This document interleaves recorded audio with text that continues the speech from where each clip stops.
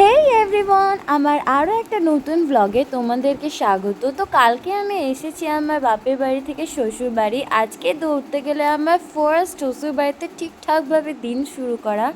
এতদিন তো অনেক কিছু রিচুয়ালসের মধ্যে দিয়ে গেল, আজ থেকে শুরু করলাম দিন। আজকে ছিল বৃহস্পতিবার, তো সকাল সকাল স্নান সেরে নিয়েছি যেহেতু পুজোটা করতে হবে।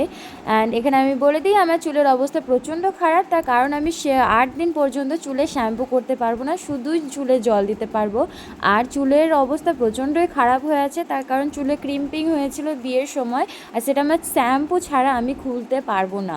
যেহেতু আমার ব্যাক কম্বিং হয়েছিল, যার জন্য চুল তো আরও খারাপ হয়ে আছে।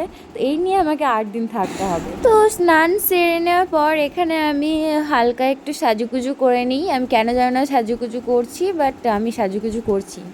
তো এখানে সিঁদুর পরে নিই। সিঁদুর পরতে গিয়ে আমার প্রচণ্ড ঝামেলা হচ্ছিলো, তার কারণ যে এখানে মাঝে স্মৃতি নেই আমার, যেহেতু এখানে আমি নতুন, এখন মাঝে স্মৃতি আমার হয়ে নেই, সাইডে স্মৃতি হয়, যার কারণে আমার সাইডের যে চুলগুলো আছে সেগুলো মাঝে চলে আসছিলো। তো এটা আমার ফাইনাল লুক। এখন অবশ্য তোমাদের মধ্যে কেউ কেউ আমাকে বলবে যে খালি গলায় খালি কানে থাকতে হয় না নতুন বউ, বাট আমি বলি আমি রাতে যখন ঘুমোচ্ছিলাম তখন জিনিসগুলো খুলে রেখেছিলাম, যেহেতু সোনা তো ঘুমোতে ঘুমোতে একটু বেঁকে গেলেই খারাপ হয়ে যাওয়ার চান্স থাকে। তো এরপর এখানে আমি পুজো স্টার্ট করে দিই।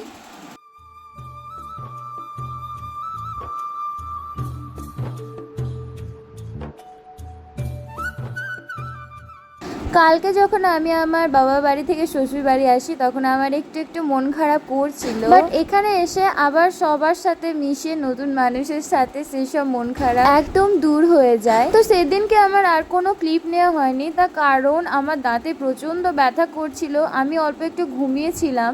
তারপর ঘুম থেকে উঠে যেহেতু বৃহস্পতিবার ছিল তার জন্য আলতা পরেছিলাম, সেগুলো ক্লিপ নিইনি, একদমই দাঁতের ব্যথার জন্য আমি কিচ্ছু করতে পারিনি। তারপর হঠাৎ সন্ধ্যাবেলায় আমার বর বলল আমাকে এবং আমার বোনকে নিয়ে যাবে মোমো খেতে, এবং যেহেতু তনু এসে কিছুই কোথাও যায়নি আমাদের সাথে, তো আমরা প্ল্যান করি সন্ধ্যাবেলায় একটু ঘুরতে যাব। তো এরকম একটু রেডি হয়েছিলাম।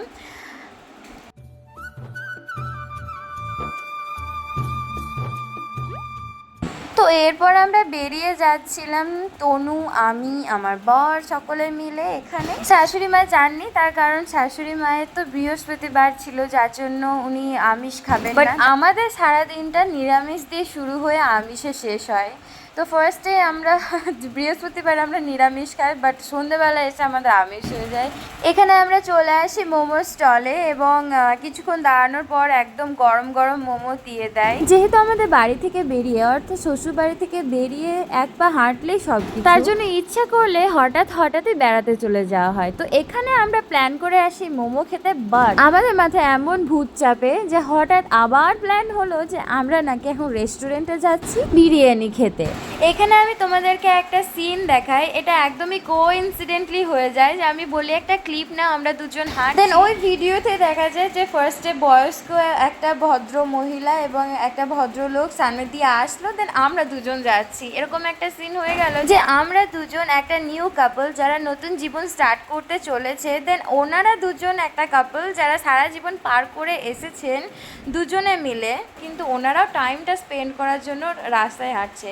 আমি তোমাদেরকে আগের ব্লগেও বলেছি যে এরকম টাইম স্পেন্ড করা অবশ্যই প্রয়োজন একজন লাইফ পার্টনারের সাথে, যাতে তাদের সম্পর্কটা ভালো থাকে। ওনাদের সম্পর্কটা এতদিন পর্যন্ত ভালো আছে নিশ্চয়, যার জন্য এখনও পর্যন্ত ওনারা রাতে হাঁটতে বেরিয়েছেন, যার জন্য এরকমটা সম্পর্ক এখনও আছে। যাই হোক, অনেক সিনেম্যাটিক ডায়লগ আমি দিয়ে দিয়েছি। তো এখানে আমরা চলে এসেছি রেস্টুরেন্টে, দেন আমরা প্রায় 8 ঘন্টা থেকে 45 মিনিট আমরা ওয়েট করে, দেন আমাদের অর্ডারটা আমাদের কাছে আছে।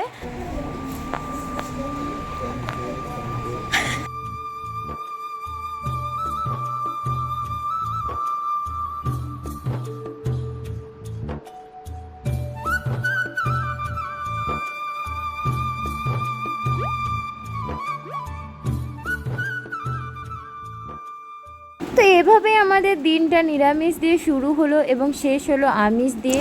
তারপর আমরা বিল মিটিয়ে ওখান থেকে চলে আসি, দেন আমরা একটু হাঁটতে হাঁটতে চলে আসি ওখান থেকে, তার কারণ যেহেতু বাড়ি কাছেই ছিল এবং রাস্তা ভীষণ ফাঁকা ছিল, কেউ ছিল না, একদম ভালো লাগছিল হাঁটতে। অ্যান্ড এই যে আমাদের আই লাভ কাঁদি, এখানে তো কেউ যে ফটো তোলেনি কাঁদির মানুষে, এরকম মানুষ কেউ নেই আই থিঙ্ক। অবশ্য আমি ফটো তুলিনি, আমি তোমাদের দেখানোর জন্য ভিডিওটা করে রাখলাম। দেন এইভাবে আমি রাজত্ব করতে করতে যাচ্ছিলাম। অ্যান্ড এনারা হচ্ছে আমার প্রজা। তোমরা আমি ঘরে একাই ভয়েস ওভার দিচ্ছি এবং নিজের ভিডিও দেখে আমি নিজেই হাসছি এখানে।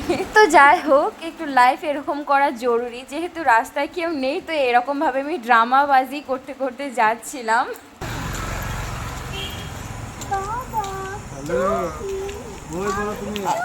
কুকুর আসছে।